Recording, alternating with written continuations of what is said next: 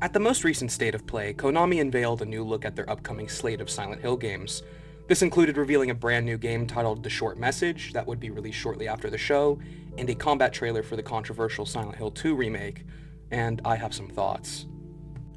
To start off with, I'm a huge survival horror game fan, with my favorites in the genre being Resident Evil 2 2019, Dead Space 2023, Alan Wake 2, and The Evil Within 2.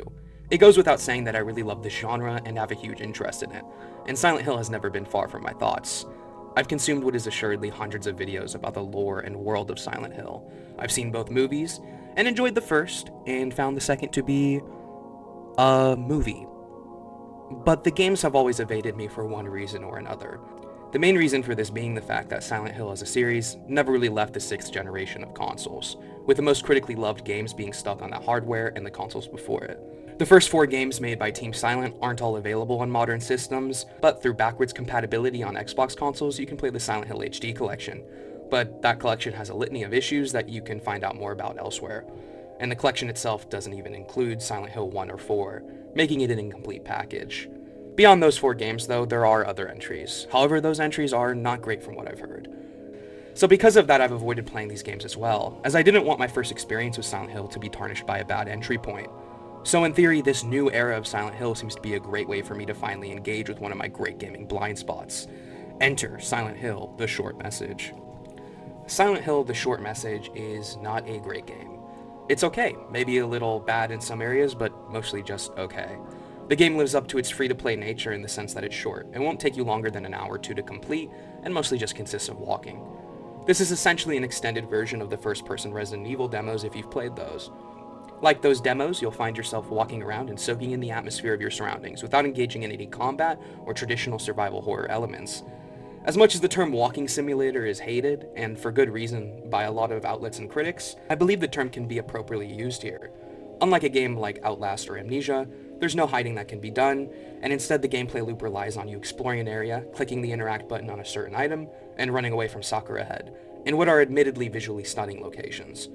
However, due to its gameplay nature being so limited, there's not much to really discuss when it comes to that element. There's really no way to interact with the game beyond dying, as such the experience is a little dull. I don't particularly enjoy games in this genre either. While I've played a great deal of Outlast and Amnesia, I've never completed the games, and I've often found myself bored in these types of situations that the game presents. Not having the ability to fight back against your pursuers or scavenge for resources leads these games to lacking their scare factor for me. That might seem counterintuitive, but think about it for a second. If I can't fight back against my pursuer, and I'm not looking for resources to make my journey smoother, what am I really doing? These games essentially become hide and seek, and while I can understand the appeal of it for some folks, for me I start to feel like I'm seeing the Matrix, and the code of the game is exposed to me. It feels less like an experience where I'm desperately trying to cling to life and fight for my survival, and more like I'm in kindergarten again, trying to make sure Timothy doesn't see me hiding by the swing sets. Add on top of that the fact that there's just not much to do in these games beyond that core, and I'm often just bored by it. The Short Message really doesn't do anything here that keeps me engaged in its gameplay, there's nothing else to it, and that's a little disappointing to me. I suppose that there's also text messaging you can do in the game as well, but that's ultimately a fruitless endeavor, as you press one button to send a preset response that you have no control over. Like a Dragon Infinite Wealth sexting, this is not. The main reasons you'll be coming to the game, and the things that compelled me forward throughout the title, was the fact that it is a new Silent Hill game, the first one we've had in almost 12 years, and the beautifully rendered otherworld and monster design by Masahiro Ito. Ito's work remains in top form here, as the otherworld is genuinely creepy and off-putting, with a unique design that grounds it in the Silent Hill aesthetic, while also doing its own thing. Sakura Head is also a really well-designed monster. Even if you can't see her for most of the game, she remains a threatening presence, and her design gives off all the right vibes. She's kind of like Pyramid Head, whereas Pyramid Head was designed to be overly masculine and shame James for not being as Chad as he is, Sakura Head does much the same for Anita, but obviously through femininity.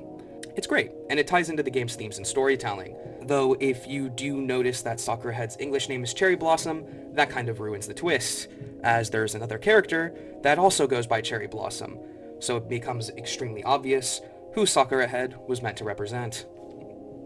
One step forward, 2 steps back. So if there's not much to discuss when it comes to the gameplay of the Short Message, perhaps there are other elements that garner attention. Well, kind of. In the Short Message, we follow a high school girl named Anita as she explores an old abandoned apartment complex looking for her friend Maya.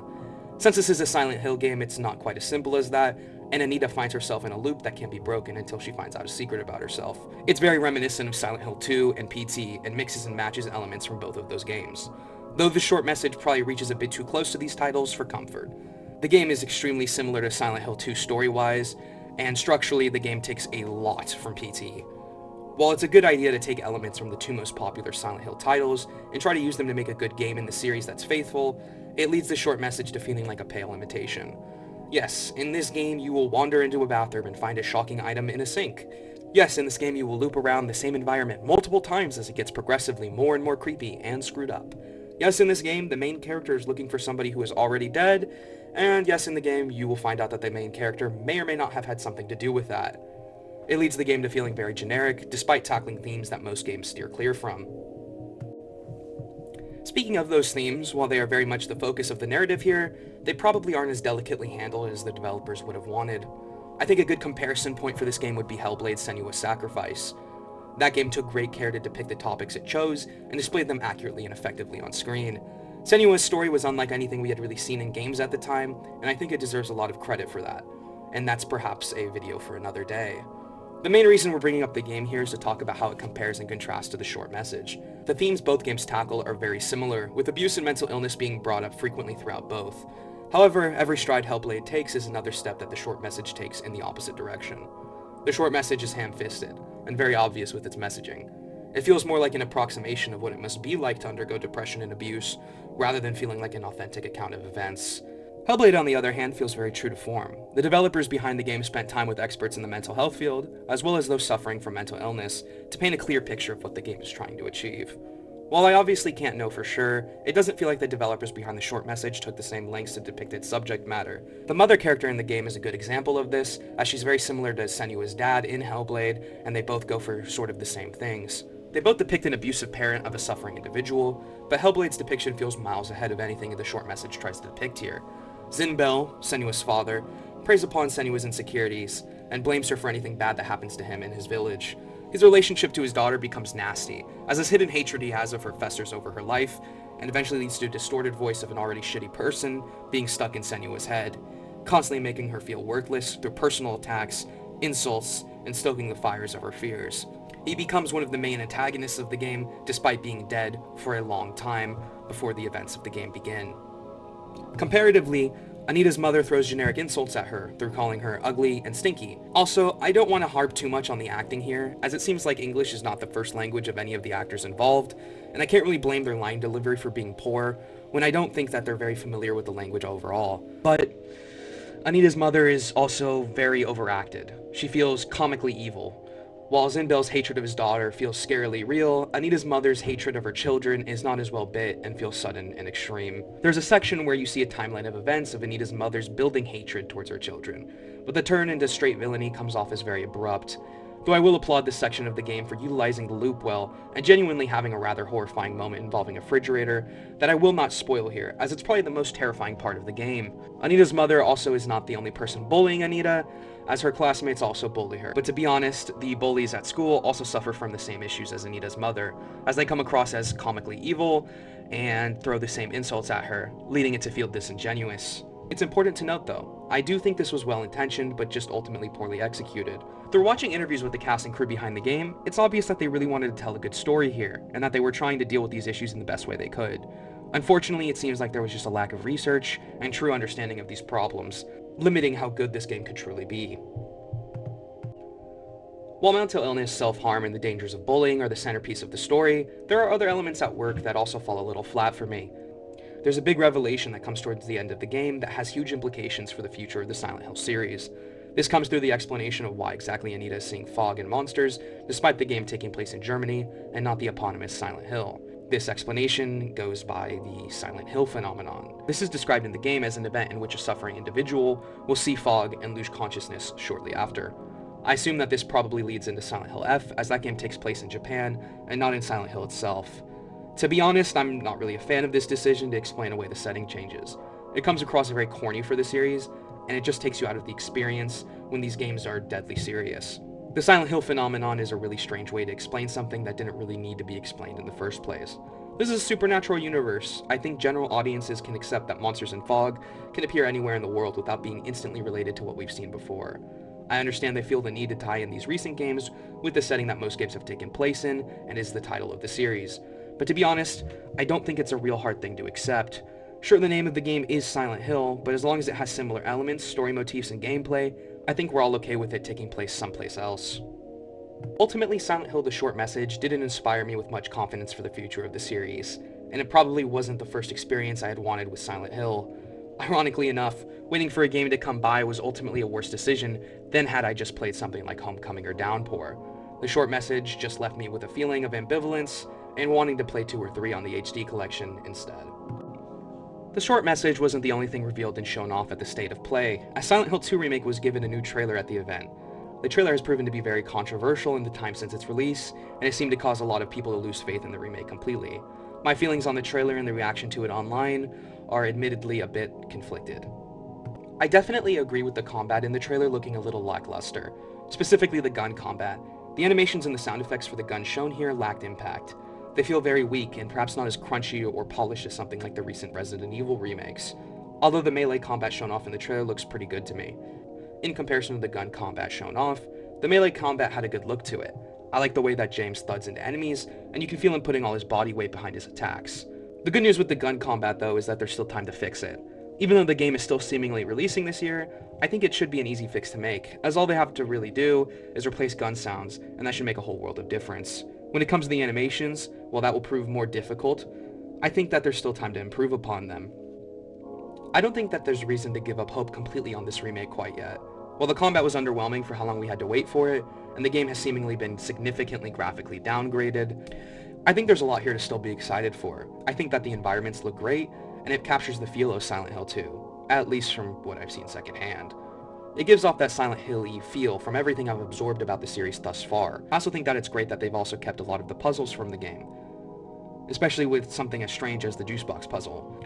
One thing to mention also is the online reaction to the camera angle. I've seen a lot of people call Silent Hill 2 Remake a Resident Evil clone after seeing this trailer. Obvious jokes aside about how the original games were quite literally made to be Resident Evil clones and took direct inspiration from those titles for gameplay, I think it's an unfair comparison to make. By that logic then, Dead Space, The Evil Within, and Alan Wake, all games I mentioned above, are just rip-offs of Resident Evil, rather than being their own things. Hell, games like Gears of War and Uncharted can even be considered rip-offs as well. Games are a lot more than their camera angles, and while I understand the concerns of having another horror game take a different approach than the fixed camera angles that everyone loves, I think it's a way too early call to make, and also just a completely disingenuous one. However, I also don't want to make it seem like I'm very positive on this game because I do have issues with it. There are plenty of reasons to be concerned, Bloober being the developer behind the title chief among them. While legendary Silent Hill figures are returning to help develop the game like Akira Yamaoka and Masahiro Ito, the game's developer is ultimately Bloober, a team that still hasn't proven themselves. Accusations of plagiarism on their earlier work aside, their story work on the medium was more than subpar and completely offensive. They're also not a team that has ever worked on a combat system before, something that is very concerning going into Silent Hill 2 Remake. The original game didn't rely too much on combat, but it's a very present element of the game that really has to be nailed in the remake, especially since the original game's combat wasn't something a lot of people enjoyed. That's going to be something going into a remake that people are obviously going to want fixed. There's going to be a tough balance to find there. While the combat needs to feel a certain way to inspire feel, it also needs to be somewhat enjoyable. Beyond combat, the story is obviously the biggest reason for concern. The original story is one of the best in gaming, and a foundational text for the medium. Bloober hasn't ever come close to writing a story of that caliber before, and it seems like from everything we've seen of the remake so far, that they are rewriting the story with new dialogue. I don't know yet if I have faith they'll be able to pull that off in a convincing and well-done manner, when the last game they worked on was Layers of Fear, a game that has almost universally been panned for its lackluster writing and characters.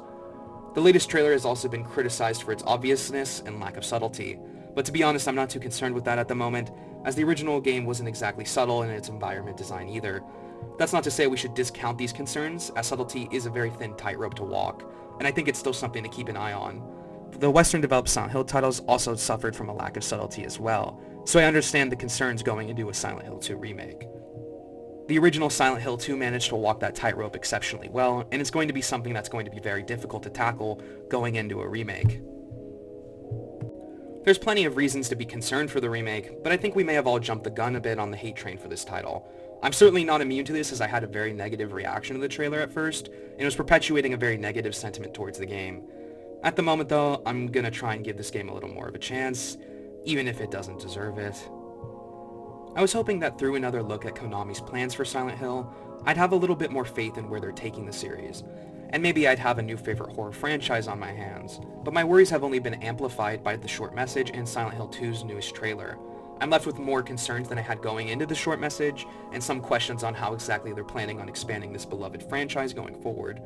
At the moment, I'm not quite ready to give up on Silent Hill, as I think there's still light at the end of the tunnel. Silent Hill 2 Remake, Return to Silent Hill, and Silent Hill F, and Townfall all have some reasons to be excited for them. But at the end of the day, I'm still very worried about the future of this legendary gaming series, and I hope in the future that Silent Hill provides a more worthwhile experience than what we got here with the short message.